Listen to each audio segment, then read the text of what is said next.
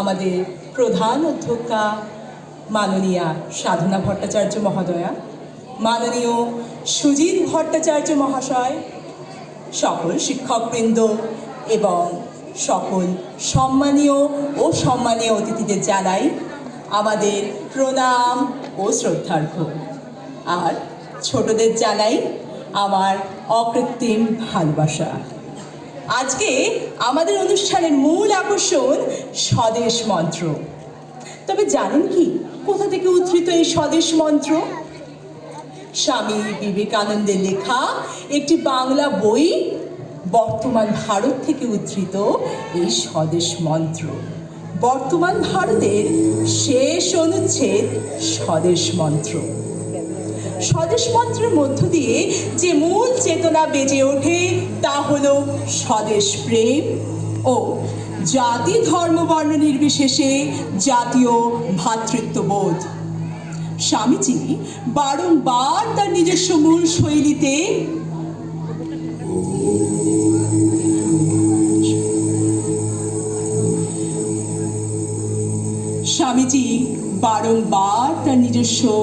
মূল শৈলীতে ভারতীয় সভ্যতার উচ্চ আদর্শগুলিকে চিহ্নিত করে দেশবাসীকে স্বাধীনতা ও গণতান্ত্রিক অধিকারের জন্য উদ্বুদ্ধ করেছেন।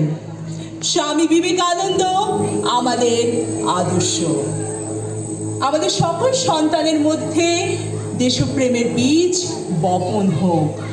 ঘরে ঘরে জন্ম নিক এক একটি বিলি, তারা হয়ে উঠুক নরেন, আর সেই এক একটি নরেন হয়ে উঠুক স্বামী বিবেকানন্দ। এখন আমরা আপনাদের শোনাবো গণেশ বন্দনা।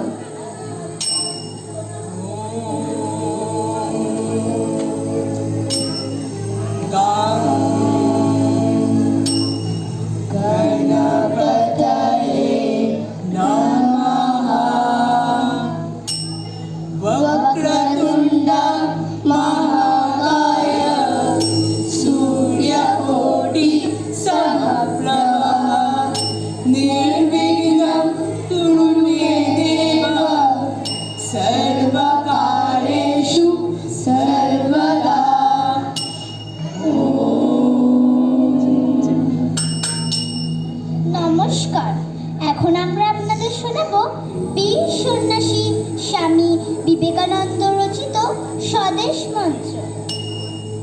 হে ভারত, এই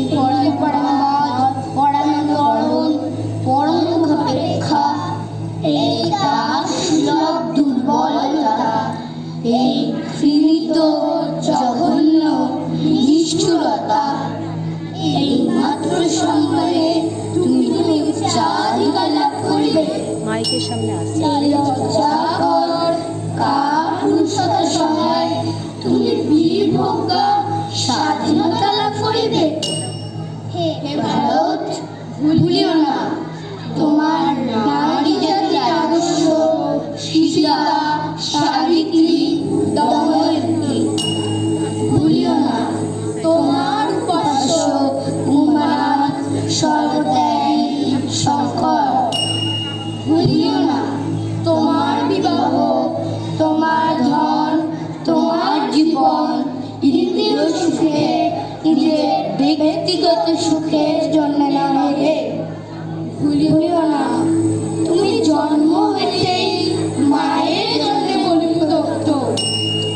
ভুলিও না তোমার সমাজ সে বিরাট মহামায়ার ছায়া মাত্র। ভুলিও না নিজ জাতি মূর্খ, দরিদ্র, অজ্ঞ, মুচি, মেথর, তোমার রক্ত, তোমার হাড়। এই সাহস অবলম্বন করো, সদর্পে বলো আমি ভারতবাসী, ভারতবাসী আমার ভাই। বলো মূর্খ ভারতবাসী, দরিদ্র ভারতবাসী, ব্রাহ্মণ ভারতবাসী, চণ্ডাল ভারতবাসী, আমার ভাই